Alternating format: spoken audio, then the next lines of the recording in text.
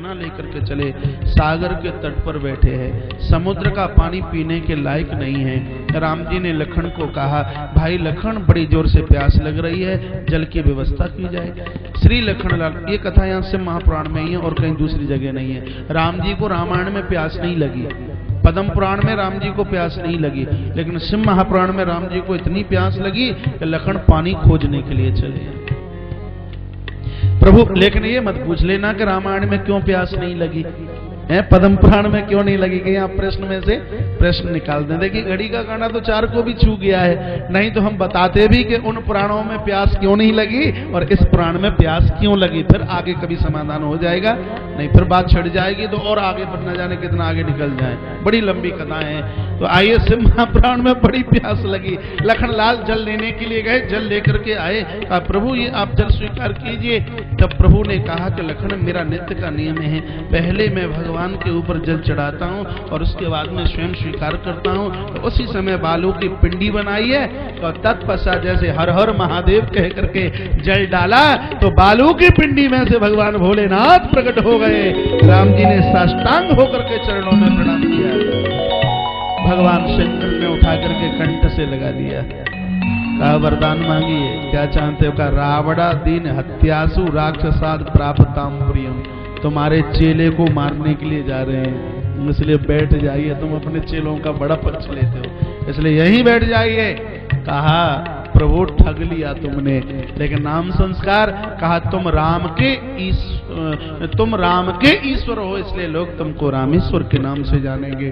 तब भगवान शंकर की आंखें भर आई और कहा प्रभु इसलिए नहीं, मैं राम का ईश्वर हूं इसलिए मेरा नाम रामेश्वर नहीं, तो राम मेरे ईश्वर हैं इसलिए लोग मुझे रामेश्वर के नाम से जानेंगे।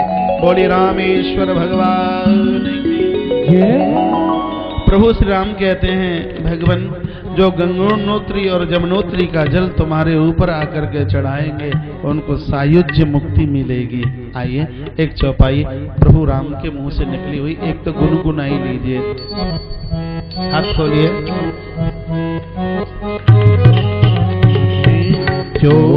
सुनिए, यदि इस चौपाई को भाव से आपने गा लिया तो बिना मोटर कार के और बिना टिकट के 1 मिनट में आप श्री रामेश्वर ही पहुंच जाओगे और फल उतना ही मिलेगा। भाव है तो ही तो भगवान नहीं पत्थर है, उतना ही पुण्य मिलेगा। 12 ज्योतिर्लिंग की कथा आप सुन रहे हैं, यदि आप विश्वास कर लें इस बात के लिए, इस ग्रंथ में लिखा है कि 12 ज्योतिर्लिंगों की यात्रा की कथा सुनने से पुण्य उतना मिलता है जितना कि सावन के महीने में किसी व्यक्ति ने उस दरबार में जाकर के धूप लगाई हो। बड़े भाग्यशाली वो हैं जिन्होंने आज की ये 12 पिंडियों के प्राकट्य की कथा जिन्होंने सुनी है। आइए, जो रामेश्वर दर्शन करेगी, जो रामेश्वर दोनों हाथ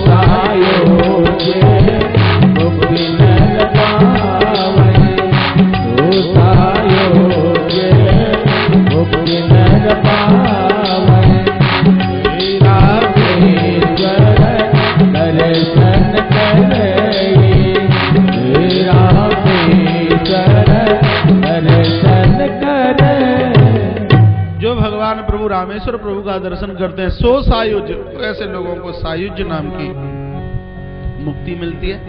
भागवत में 2 प्रकार की मुक्ति का वर्णन है, क्रम मुक्ति, सद्यो मुक्ति। सद्यो मुक्ति जहाँ इंतजार नहीं, तत्काल जीव का उद्धार हो जाए उसको सद्यो सायुज्य मुक्ति कहते हैं। भगवान प्रभु रामेश्वर की कृपा से इसकी प्राप्ति होती है। लिखने लायक बात ही आप चूक गए नहीं। जहां मुक्ति के लिए किसी भी प्रकार की प्रतीक्षा नहीं और एक ही जन्म में ईश्वर ने कल्याण कर दिया, उसका नाम है सद्यो सायुज मुक्ति। और जहां क्रम से पहले न जाने कितने जन्मों में कीट पतंगे हम बने, उसके बाद चारों वर्णों में हमारा जन्म हुआ, नीचे से लेकर के ऊपर तक।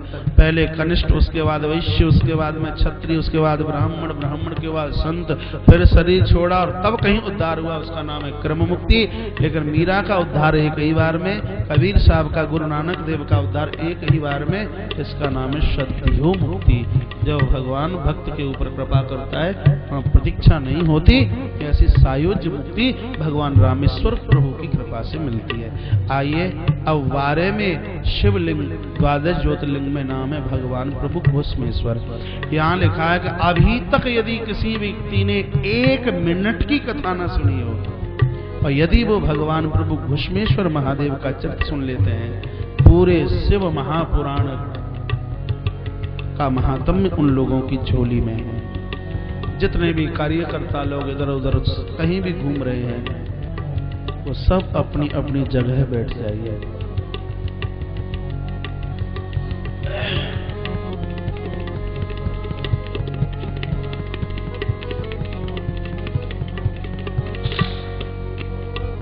भगवान घुश्मेश्वर, बोलिए घुश्मेश्वर भगवान की जय। भगवान प्रभु घुश्मेश्वर की प्राकट्यता किस प्रकार से हो रही है, पुराण के अंतर्गत इस बात का निवेदन किया जा रहा है। निवेदन किया जाता है कि एक देवगिरी नाम का पहाड़ है, यहाँ ब्राह्मण रहते हैं जिनका नाम है सुधर्मा। इनकी पत्नी का नाम है सुदेहा। सुधर्मा च ध्वजश्रेष्ठो देवतादिति पूजक वेद मार्ग परो नित्य अग्नि सेवा परायण। अग्नि की सेवा नित्य करते। आपको पता है कि अग्नि की सेवा कैसे की जाती है? प्रतिमाओं की सेवा पूजा करने से, नदियों की सेवा दीप प्रज्वलन करने से, शंकर जी की सेवा लोटा चढ़ाने से। अब बताइए अग्नि की सेवा कैसे की जाती है? यज्ञ से, ताली बजाइए। आहुति डालने से, हवन करने से अग्नि की सेवा।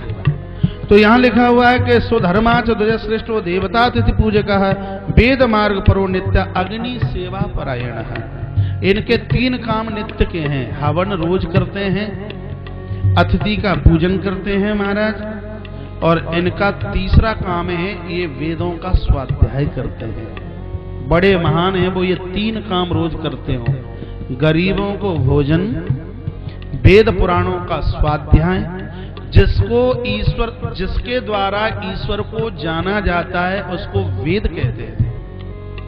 जिसके द्वारा जिसकी सत्ता का पता लगता है महाराज उसको पुराण कहते हैं। समझिए, जिसके द्वारा सदैव जिसका चिंतन बना रहे उसको हम स्मृति के नाम से जानते हैं।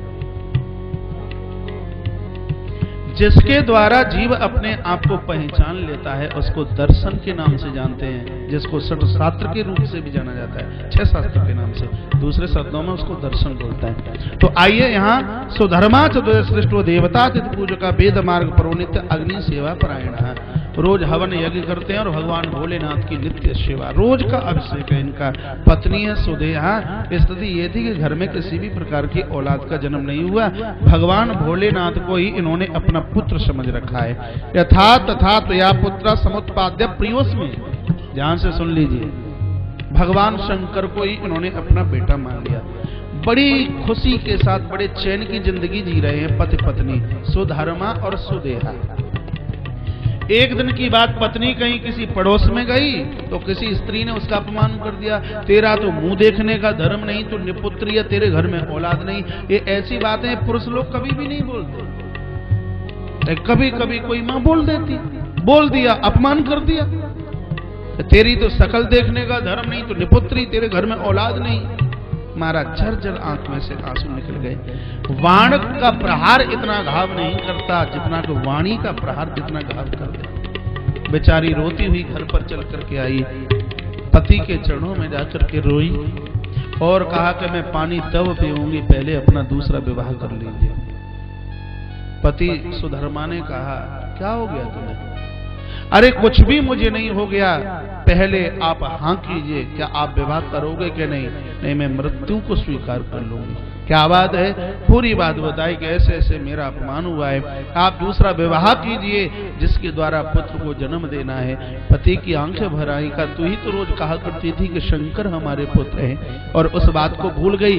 बोलती है मैंने सब याद किया, मैं सब भूल गई, और मैं बोलती हूँ कि आप विवाह कर लीजिए। कहा मेरे भाग्य में औलाद का योग नहीं है। क्या प्रमाण है औलाद का योग नहीं? कहा भोलेनाथ के ऊपर मैं 2 फूल चढ़ाता हूं, एक लाल और एक पीला। यदि पुत्र का जन्म होगा तो पीला पुष्प नीचे गिरेगा तेरे उदर से, यदि बेटे का जन्म हो जाए तो पीला पुष्प नीचे गिरेगा, और यदि नहीं हुआ तो लाल पुष्प नीचे गिरेगा। 2 फूल चढ़ाए सो रक्त फूल नीचे गिरा। का औलाद का योग नहीं है। तो बोलते मेरे ही उदर से तो योग नहीं है, यदि आप दूसरा विवाह करोगे तो संतान का योग जरूर बनेगा। इसने इतनी हट की है, समझाया ब्राह्मण देवता ने, यदि कोई दुर्भाग्य हो तो दूसरा विवाह होता है, और मैंने अपने जीवन में ऐसा कभी कुछ किया नहीं, इसलिए देवी तू हट मत कर। ये तो अपने पियर गई, और छोटी बहन जिसका नाम था घुस्मा सगाई पक्की करके आ गई। महाराज यहां तक बात समझ में आई है? ब्राह्मण का मन नहीं था, लेकिन अपनी छोटी बहन घुस्मा के साथ सगाई पक्की। पति ने फिर भी समझाया कि आज तुम बहनों में इतना प्रेम है, लेकिन जब भांवर पड़ के वो इस घर में आ जाएगी तो एक दूसरे का मुंह देखने के लिए तैयार नहीं होगे। मैंने पुराण पढ़े हैं, ग्रंथ पढ़े हैं, इस बात को मैं जानता हूं, लेकिन ये बात नहीं मानी। इसने बहुत ज्यादा हट करी तो ब्राह्मण सुधर्मा ने विवाह किया, और दूसरी पत्नी, क्या नाम बताया मैंने? घुस्मा। घुस्मा को घर लेकर के आए। भगवान शंकर की इतनी अनूठी भक्तानी कि शिव महापुराण में भोलेनाथ का ऐसा भक्त कोई दूसरा नजर नहीं आता। ऐसी घुस्मा मिट्टी के शिवलिंग रोज बनाती है, 1100 शिवलिंग मिट्टी की रोज बनाती है। गांव के बगल में एक सरोवर है, षोडशोपचार से पूजन करती है, और रोज संध्या से पहले उस सरोवर में जाकर के महाराज उनको विसर्जित कर देते हैं। समय चलता रहा, भगवान शंकर की कृपा से इसके उदर से बड़े सुंदर से बच्चे का जन्म हुआ। किसके पेट से? घुस्मा के उदर से। बेटा छोटे से बड़ा हुआ, लेकिन अब वो झुलसने लगी। कौन? इस बेटे की मासी। सब लोग उसको वंदन प्रणाम करने लगे। अब तो ये सोच रही है कि कब ये जल्दी मरे, इसको मरने की कामना करने लगी, इसको इतनी बुरी लगने लगी। महाराज घर में कलह और झगड़े के अलावा और कुछ भी नहीं था। बेटा 19 साल का हुआ। सुनिए इसका घृणित कर्म। प्रभु प्रेमी जन, उसका विवाह हुआ। आज बेटा बहू को लेकर के बस घर में आया ही होगा, ये अपने आप से मंत्रणा बना रही है कि इसके बेटे को कैसे मारा जाए। देखिए यहां ग्रंथ में लिखा हुआ है कि रात्रि के समय में ये कच्छ में घुस गई, और इसने तलवार निकाली और सोते हुए बच्चे के खंड खंड इसने कर दिए, जिसके हाथ की मेहंदी भी नहीं छूटी हुई थी। उन टुकड़ों को लिया, इकट्ठा किया, और उसी सरोवर में फेंकने के लिए चली, जिस सरोवर में घुस्मा शंकर की पिंडियां बना करके विसर्जित करने के लिए जाती थी, उसी सरोवर में फेंक करके आ गई। रात निकली, प्रातः हुआ। माता घुस्मा तो नित्य की तरह भगवान शंकर के अभिषेक में बैठ गई, लेकिन जब प्रभात में इसकी पुत्र वधू जागी, पूरे कच्छ को लहूलुहान देखा, रक्त से भरा हुआ था। रो करके आई, दौड़ी है, पछाड़ खाई, और अपने सासू के चरणों में आकर के गिरी और कहा, मां किसी हत्यारे ने मेरे पति को खा लिया। तो घुस्मा ने क्या जवाब दिया?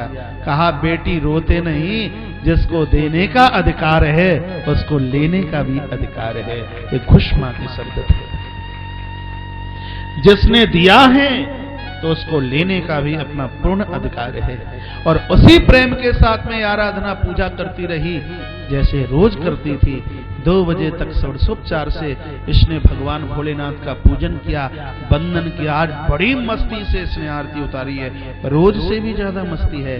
भजन करने वाले लोग सुख को सुख, प्रभु प्रेमीजनों दुख को दुख नहीं समझते। दुख को ये तो बरसाती बादल समझते हैं, सुख को और यदि दुख आता है उसको भी सालिग्राम का चरणोदक समझते हैं भजनानंदी लोग। महापुरुषों की बस यही तो आन बान और शान है। महाराज दुख में भी वो वैसे और सुख में भी वो वैसे हैं। दुख उनको डगा नहीं सकता और सुख उनकी छाती को चौड़ा नहीं कर सकता। ये भक्त की, ये संत की पहचान है। बड़ी मस्ती के साथ आरती उतारी है। एक भी बार किसी को पूछा भी नहीं कि कैसे बच्चे की मृत्यु हुई। तत्पश्चात उन शंकर की पिंडियों का विसर्जन करने के लिए उसी सरोवर पर पहुंची और जैसे ही विसर्जन किया है, सरोवर को प्रणाम किया है और जब वापस आने लगी तो सरोवर के बीच में से इसका वो ही बेटा दौड़ता हुआ आ रहा है। कहता है माँ माँ माँ माँ। माँ ने पीछे मुड़ करके देखा, अपने लाडले पुत्र को छाती से लगा लिया। कहा बेटा तेरी तो मौत हो चुकी थी, तू कहां से आया? बेटे ने कहा माँ जब जब मौसी ने तलवार मेरे ऊपर उठाई तब उस समय कोई एक सांप वाला बाबा बीच में प्रकट होकर के अपने हाथ आगे कर देता था। जितने प्रहार हुए वो सब उस सर्प वाले बाबा के ऊपर हुए। वो सर्प वाला बाबा कौन था? भगवान शंकर। तब घुसमा की आंखें भर आई। कहा हे प्रभु, हे मेरे भोलेनाथ, आज अनाथ को तूने सनाथ कर दिया। तेरी कृपा को तो मैं कभी समझ ही नहीं पाई। जैसे आंख के प्रेमाश्रु जमीन पर गिरे तो वहां सरोवर के तट पर भगवान शंकर प्रकट हो गए। बोलिए शंकर भगवान की। भगवान शंकर ने घुसमा को अपने अंक से लगाया और कहा बेटी बहुत खुश हूं, बहुत खुश हूं, वरदान मांग ले। घुसमा की आंखें भर आई और कहा बाबा यदि किया गया अभिषेक आपका, अभी तक मैंने जितनी भी आपके नाम की पिंडियां बनाई, आपका पूजन किया, तो इसका फल मुझे इतना भी नहीं चाहिए। यदि आप वरदान देना चाहते हो तो मेरी बड़ी बहन के उन पापों को खत्म कर दीजिए जो इस बच्चे को मार करके उसको जो अपराध मिला, बस तुम उसको माफ कर दीजिए, क्षमा कर दीजिए। यदि मेरी बहन ऐसा नहीं करती होती तो ये बात कैसे सिद्ध होती कि अनाथों को भी भगवान विश्वनाथ सनाथ करते हैं। आज अबला को तुमने सबला कर दिया बाबा, तुम्हारे हम ऋणी हैं, तुमने परोपकार किया। भगवान से वही मस्तुस्थास्तु कहकर चलने लगे। तू माँ घुसमा रोई जाइए मत, जगत के कल्याण के लिए आप इस स्थान पर बैठ जाइए। और तब भगवान भोलेनाथ बोले तो और पिंडियों में तो भक्तों ने मेरा नाम रखा, लेकिन अब के मैं अपना नाम रखता हूँ। तेरा नाम है घुसमा और तेरी वजह से मैं प्रकट हुआ हूँ तो लोग मुझे समझेंगे काय नाम से। बोलिए घुसमेश्वर भगवान। बड़े बड़भागी वो लोग हैं जिन्होंने 12 ज्योतिर्लिंग यात्रा अपने जीवन काल में की है। अतिशय महान है। व्यासपीठ निवेदन करती है मानवीय जीवन मिला है, समय निकालिए। समय होता नहीं फिर भी समय निकालिए और 12 ज्योतिर्लिंग यात्रा के लिए आप प्रस्थान कीजिए। कथा को विराम देता हूं, पूरी तो नहीं होती, आज से फिर शुरू कर दूं। आज तारीख है 2, 9 और 2 11 तारीख तक फिर इसको आरंभ यहीं से कर दूं। भगवान घुसमेश्वर से आगे बढ़ूं तो न जाने कितनी बार 11 तारीख, कितनी बार 2 तारीख आ जाएगी। इस व्यासपीठ से भगवान शंकर की कथा है वो पूरी नहीं हो सकती। आपके मध्य में भी समझदार लोग बैठे होंगे तो वो तो ये कहेंगे कि भगवान महाराज ने कथा तो पूरी करी ही नहीं, अधूरी छोड़ दी है। स्वयं भगवान शिव प्रकट हो जाएं वो इस कथा को पूरी नहीं कर सकते तो हम तो हैं क्या। हरि अनंत, हरि कथा अनंत। महाराज जो कथा पूरी हो जाए वो संसार की है और जो कथा अपने आप में सदैव अधूरी है बस वही कथा परमात्मा की है। आइए कथा की संक्षिप्त सूची 2 मिनट में आप सुन लीजिए, जिसका पूरा का पूरा फल आपको मिलने वाला है। और ये याद रखना, श्री शिव महापुराण में 464 अध्याय, 24,000 श्लोक हैं, 7 संहिताएं हैं। पहली संहिता इससे पहले महात्म्य जिसमें 7 अध्याय, ये सुन लीजिए, पूरा फल आपके पास है। महात्म्य में 7 अध्याय और 373 श्लोक हैं। कितने? 373। उसके बाद में विद्येश्वरी संहिता। विद्येश्वरी संहिता में महाराज भगवान शंकर की पिंडी कैसे प्रकट हुई, पूजन किस प्रकार से हुआ, ओमकार का महत्व क्या है, कौन सा शिवलिंग बनाकर और उसका पूजन करने से व्यक्ति को क्या मिलता है, भगवान शंकर की पूजा किस प्रकार से करनी चाहिए, षोडशोपचार और पंचोपचार दोनों विधियों का वर्णन किया गया। और उसके तत्पश्चात प्रभु प्रेमीजनों विलोपत्र महात्म्य, रुद्राक्ष महात्म्य, भस्म और शिव नैवेद्य महात्म्य का वर्णन इसी विद्येश्वरी संहिता में किया गया, जिसमें 25 अध्याय और 1540 श्लोक। तत्पश्चात दूसरी संहिता रुद्र संहिता, जिसके 5 खंड, पहला सृष्टि खंड, दूसरा सती खंड, तीसरा पार्वती खंड, चौथा कुमार खंड और 5वां महाराज वो युद्ध खंड। सबसे पहले रुद्र संहिता के सृष्टि खंड में इस दुनिया को बनाने वाला कौन था, परम ज्योति में से भगवान महेश्वर, और महेश्वर के ही हृदय से मातु दुर्गा, और इन दोनों के माध्यम से पृथ्वी पर नारायण ब्रह्मा और भगवान रुद्रदेव की प्राकट्यता हुई। ऐसी तमाम कथाएं पूर्व में आपने ये सुनी हैं। भगवान कैलाशपति कैसे बने, उसके पूर्व में यज्ञदत्त ब्राह्मण की कथा और उसके पुत्र गुणनिधि की कथा, और उसके तत्पश्चात वही बालक वैश्रवण, दूसरे शब्द में जिसको कुबेर के नाम से जाना गया, कुबेर को भगवान भोलेनाथ ने अपना मित्र बनाया, इसको अलकापुरी का अधिपति, और अलकापुरी की जो राजधानी थी कैलाश, कैलाश पर भगवान विश्वंभर आकर के बैठे, इसलिए उन्हीं को कैलाशपति के नाम से रुद्र संहिता के प्रथम सृष्टि खंड में माना जाना गया। द्वितीय खंड है सती खंड। सती खंड में दक्ष के द्वारा कामदेव का जन्म, रति का जन्म और प्रभु प्रेमी जनों, और तत्पश्चात दक्ष के यहाँ किस प्रकार से माता सती का आविर्भाव हुआ, और माता सती का भगवान शिव के साथ, भोलेनाथ के साथ किस प्रकार से विवाह हुआ, और उसके तत्पश्चात पिता के यज्ञ में कैसे अपने शरीर को छोड़ा। ऐसी तमाम कथाएं, जहां पीठों का भी जन्म हुआ, ऐसी सती खंड में इस कथा का वर्णन किया गया। उसके बाद पार्वती खंड। पार्वती खंड में मैना के पूर्व का वर्णन, हिमाचल के पूर्व जन्म की कथा का वर्णन, और घर में पार्वती का जन्म, पार्वती की तपस्या, और तत्पश्चात प्रभु प्रेमी जनों मंगल भौम का प्राकट्य, और फिर आगे तारकासुर का जन्म, और उसके बाद शंकर की समाधि, और उसके तत्पश्चात कामदेव का विध्वंसित होना, और उसके बाद भगवान शिव का दुल्हा बनकर कैलाश हिमालय के यहाँ जाना और जगदम्बा का वर्ण करना, पार्वती खंड पूरा। उसके बाद कुमार खंड। कुमार खंड के आरंभ में ज्ञान, भक्ति, वैराग्य, माया, जीव और ब्रह्म का वर्णन सविस्तार पूर्वक, और उसके तत्पश्चात बालक कुमार कार्तिकेय का जन्म, उनके जन्म की कथा पूरे सविस्तार पूर्वक, तारकासुर का उद्धार, और उसके तत्पश्चात महाराज कार्तिकेश्वर महादेव की स्थापना और इनका वंदन पूजन करने का महात्म्य। ऐसी तमाम कथाएं। उसके तत्पश्चात तारकासुर के पुत्र विद्युन्माली आदि, और उनको समाप्त करने के लिए भगवान त्रिपुरारी का प्राकट्य, त्रिपुर दहन की कथा सविस्तार पूर्वक सुनाई गई, और इसके माध्यम से पाशुपति व्रत की व्याख्या का सविस्तार पूर्वक वर्णन किया गया। उसके तत्पश्चात महाराज जलंधर की कथा।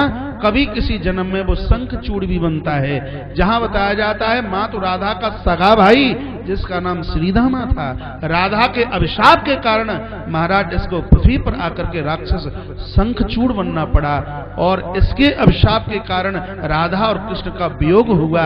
ऐसी तमाम कथा इसी ग्रंथ के अंतर्गत है। शंखचूड़, कभी जलंधर वही, कभी शंखचूड़, और वहां से सालिग्राम भगवान की प्राकट्यता, सालिग्राम की पूजा का महत्व, ये आपने सुना। उसके तत्पश्चात प्रभु प्रेमी जनों युद्ध खंड में आगे उषा अनिरुद्ध चरित्र है, बहुत विस्तार से इस कथा का वर्णन किया गया। आइए तत्पश्चात शतरुद्र संहिता। शतरुद्र संहिता में प्रभु प्रेमी जनों ऐसी तमाम कथा, जहाँ स्वयंभू भगवान जमीन फाड़ फाड़ कर किस प्रकार से प्रकट हुए हैं। इस शतरुद्र संहिता में 42 अध्याय और 2188 श्लोक हैं। महाराज तत्पश्चात कोटि रुद्र संहिता। कोटि रुद्र संहिता में ऐसी विशाल काय कथाओं का वर्णन किया गया, जहां अकाल मृत्यु दूर करने के कुछ नियमों का वर्णन किया गया। प्रभु प्रेमी जनों, यहाँ इसी कोटि रुद्र संहिता में भगवान के 112 अवतारों का वर्णन किया गया। इसी में अर्जुन और भगवान शंकर का युद्ध, शिवजी से अर्जुन को वर प्राप्ति, अर्जुन को द्वैत वन में श्री कृष्ण के दर्शन, ऐसी तमाम कथाओं का वर्णन इसी में किया गया। प्रभु प्रेमी जनों, आइए उसके तत्पश्चात पंचम संहिता है जिसका नाम है उमा संहिता। इसमें सबसे पहले उमा संहिता में जब भगवान श्री कृष्ण के यहाँ कोई संतान नहीं हुई तो जामवंती के उदर से एक बेटा का जन्म हुआ जिसका नाम हुआ सांब।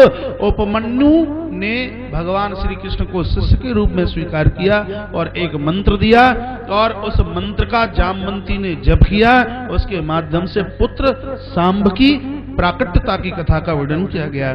तत्पश्चात भगवान श्री कृष्ण के तप से शिव पार्वती द्वारा इच्छित वरदान और प्रभु प्रेमी जनों, भगवान प्रभु राम को रावण के मारने की विधि का वर्णन किया गया। ये कथा आप सुन नहीं पाए, वो राम कथा के माध्यम से आपने कई बार सुन रखा है। जिस समय रावण मर नहीं रहा था, जिस मस्तिष्क को काटा जाता है, मस्तिष्क निकल करके सामने आ जाए, उस समय प्रभु राम बड़े अधीर हो रहे थे और तब उस भावी युद्ध में भगवान शंकर और पार्वती दोनों के दोनों आकर के प्रकट हुए और एक दिव्य मंत्र दिया। उस मंत्र के प्रभाव के द्वारा, मंत्र कौन सा दिया? आदित्य हृदय स्तोत्र। ध्यान से सुनिए, उसकी पूरी व्याख्या का यहाँ वर्णन और उसके दिव्य प्रभाव के द्वारा रावण के उद्धार की कथा। तत्पश्चात शिव माया के प्रभाव का वर्णन। तत्पश्चात सनत कुमारों द्वारा व्यास जी को महापातकों का वर्णन, कौन सा काम करने से व्यक्ति को कौन सा अपराध लगेगा, कौन सा पुण्य करने से व्यक्ति को क्या मिलेगा, ऐसी तमाम कथाओं का वर्णन किया। उसके बाद नरक भेद निरूपण, कौन सा काम करने से व्यक्ति को कौन सा नरक मिलता है, ऐसी तमाम कथाओं का वर्णन किया। उसके बाद दान के प्रभाव से नरकों से मुक्ति, इस कथा का वर्णन। उसके तत्पश्चात तर्पण तथा तपस्या के महात्म्य का वर्णन। आप 1 घंटा बैठकर हरे राम राम राम हरे हरे, हरे कृष्ण कृष्ण कृष्ण हरे हरे, ये जप करने से क्या मिलता है, अपने पुरखों के लिए श्राद्ध करने से क्या मिलता है, यही की कथा है कि जिनके पुरखे, जिनके पितर रूठे हैं, उनके ऊपर देव कभी कृपा नहीं कर सकते। देवताओं की कृपा के लिए श्राद्ध पक्ष में अपने पितरों के लिए पिंडदान कीजिए, उनको अर्घ दीजिए। ऐसी तमाम कथाओं का वर्णन महाराज यहाँ किया गया। ब्रह्मांड के स्वरूप का वर्णन किया गया। सूर्यादि ग्रहों की स्थिति तथा जनलोक का वर्णन किया। कौन सा ग्रह कितनी दूरी पर स्थापित है, पृथ्वी से 10,000 योजन ऊपर अंतरिक्ष और उससे 10,000 योजन महाराज चंद्रमा नाम का ग्रह है, उससे और 10,000 योजन मंगल नाम का ग्रह है महाराज, उससे 25,000 योजन महाराज शुक्र नाम का ग्रह है और उससे 1,00,000 योजन ऊपर शनि नाम का ग्रह है। इस प्रकार से कौन सा ग्रह है, कहाँ कौन से स्थान पर स्थापित है, ऐसी कथा का वर्णन किया गया। तत्पश्चात कर्मों के अनुसार व्यक्ति को किस प्रकार से पृथ्वी पर जन्म लेने का सौभाग्य प्राप्त होता है, अगला जन्म हमारे कर्मों के ऊपर टिका हुआ है, इस सिद्धांत का वर्णन किया गया। तत्पश्चात देह की उत्पत्ति कैसे होती है, उसके तत्पश्चात मृत्यु का जन्म किस प्रकार से हुआ, मृत्यु को भी कोई जन्म देने वाला है, मृत्यु का कैसे जन्म हुआ और इस मृत्यु को लोग कैसे जीत सकते हैं, ये इसी संहिता की कथा है। तत्पश्चात आदि सृष्टि का वर्णन, स्वयंभू आदि सर्गों का वर्णन और तत्पश्चात मारुत उत्पत्ति, हवा की उत्पत्ति कैसे हुई, अग्नि की उत्पत्ति कैसे हुई, जल की उत्पत्ति कैसे हुई, ब्रह्मांड की उत्पत्ति कैसे हुई, ऐसी तमाम कथाओं का वर्णन महाराज यही इसी संहिता में पड़ा है। अब जब मैं ये बता रहा हूं तो आपको ऐसा लग रहा होगा कि हमने तो कुछ सुना ही नहीं है, ये जब और मुझे भगवान की कृपा से शिव महापुराण के एक संहिता के एक अध्याय की प्रभु कृपा से जानकारी है, कौन से अध्याय में कौन सी कथा है, तो इस बात का वर्णन किया गया। तत्पश्चात कश्यप के घर में जो देवियां प्रकट हुई हैं उनकी संतानों का वर्णन किया गया। उसके तत्पश्चात 14 मनवंतरों का वर्णन किया, 14 मनवंतरों का वर्णन, 14 भुवनों का वर्णन किया। अतल वितल सुतल तलातल रसातल पाताल जन तप मेहर सत्य और धर्म लोग, 7 पृथ्वी के नीचे और 7 पृथ्वी के ऊपर, ऐसे 14 भुवनों का वर्णन किया। और उसके तत्पश्चात अश्वनी कुमारों का वर्णन किया। फिर मनुजी महाराज के 9 पुत्रों का वर्णन किया। उसके तत्पश्चात सत्यव्रत और उनके घर में त्रिशंकु, त्रिशंकु के यहाँ हरिश्चंद्र, हरिश्चंद्र समो राजा न भूतो न भविष्यति, और उनके घर में रोहित आदि महाराज। इस तमाम कथाओं का वर्णन किया गया। सगर की 2 स्त्रियों का वर्णन किया गया है, जहां आगे चल करके श्री भगीरथ जी महाराज और उनके द्वारा गंगा की उत्पत्ति का वर्णन इसी संहिता में किया गया है। तत्पश्चात 7 व्याधों के मोक्ष का वर्णन किया। बड़ी सुंदर कथा थी, लेकिन क्या करूं, समय नहीं मिला। 7 व्याधों की कथा का वर्णन भगवान शंकर की कृपा से इन 7 बहेलियों का उद्धार किस प्रकार से हुआ, ऐसी कथा का वर्णन किया गया। तत्पश्चात माता सत्यवती के उदर से भगवान वेद व्यास का जन्म कैसे हुआ, टापू के बीच पर ही क्यों प्रकट हुए, ऐसी तमाम कथाओं का वर्णन किया गया। देवी चरित्र में सुरथ नाम का राजा और समाधि नाम का वैश्य, समाद्र नाम वैश्य हो, ऐसी तमाम कथाओं का वर्णन किया गया। देवी द्वारा महिषासुर उद्धार की कथा का वर्णन किया गया। चंड मुंड सुम निशुम धूम लोचन तथा रक्त बीज के उद्धार का वर्णन किया गया। तत्पश्चात माता सरस्वती द्वारा सुम निशुंभ सेना सहित कैसे इनका उद्धार हुआ, इस कथा का वर्णन और माता उमा के प्रादुर्भाव का वर्णन किया गया। और उसके तत्पश्चात 10 महाविद्याओं के नाम ही आपने पहले सुने, लेकिन 10 महाविद्याओं की उत्पत्ति किस प्रकार से हुई, ऐसी कथा का उमा संहिता में ही वर्णन किया गया। तत्पश्चात कर्म योग, माता भगवती की प्रतिमा की स्थापना नवरात्रि में कैसे करनी चाहिए, नवरात्रा में माता भगवती की कैसे स्थापना की जाए और उसका पूजन कैसे किया जाए। नवरात्रा के व्रत में यदि घट स्थापित न करें, जौ न बोए जाएं और दीप प्रज्वलित अखंड ज्योत न जलाई जाए, तो उसका किस प्रकार से व्रत का कुछ भी नहीं मिलता।